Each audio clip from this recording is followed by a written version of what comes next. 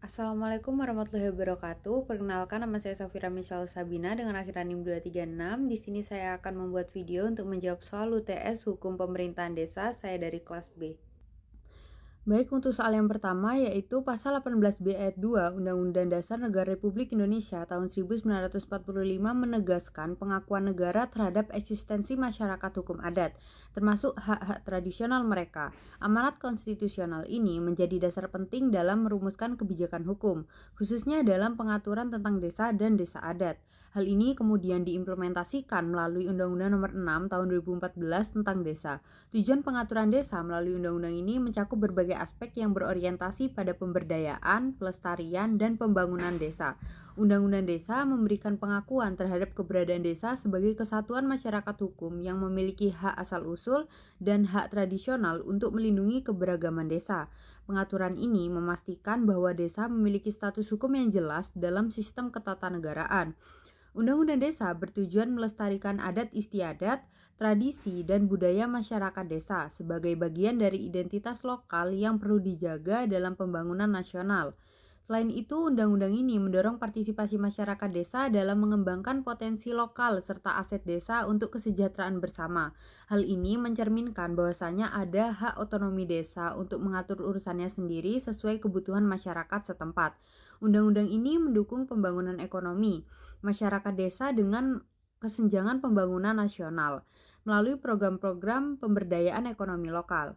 Undang-Undang Desa mengatur pembentukan pemerintahan desa yang profesional, efisien, efektif, transparan, dan bertanggung jawab untuk mendukung tata kelola pemerintahan yang baik. Baik, untuk menjawab soal nomor 2, yaitu kesatuan masyarakat hukum adat yang ditetapkan menjadi desa adat melaksanakan fungsi pemerintahan atau local self-government sehingga ada syarat mutlak, yaitu adanya wilayah dengan batas yang jelas, adanya pemerintahan dan perangkat lain, serta ditambah dengan salah satu peranata lain dalam kehidupan masyarakat hukum adat, seperti perasaan bersama, harta kekayaan, dan peranata pemerintahan adat. Dalam pasal 97 Undang-Undang Nomor 6 Tahun 2014 tentang Desa menyebutkan syarat penetapan desa, terutama desa adat, yaitu yang pertama, kesatuan masyarakat hukum adat beserta hak tradisionalnya secara nyata masih hidup, baik yang bersifat teritorial, genealogis, maupun yang bersifat fungsional. Yang kedua, kesatuan masyarakat hukum adat beserta hak tradisionalnya dipandang sesuai dengan perkembangan masyarakat. Dan yang ketiga, kesatuan masyarakat hukum adat beserta hak tradisionalnya sesuai dengan prinsip Negara Kesatuan Republik Indonesia. Baik, selanjutnya untuk menjawab soal nomor 3, desa sebagai subjek pembangunan berarti desa diberi kewenangan untuk merancang dan melaksanakan pembangunan sesuai dengan kebutuhan dan potensi lokal. Warga desa juga harus terlibat aktif dalam proses perencanaan, pelaksanaan, pengawasan, dan evaluasi pembangunan. Melalui Undang-Undang Nomor 6 Tahun 2014 tentang Desa, desa memiliki kewenangan mengatur dan mengurus kepentingan masyarakatnya sendiri.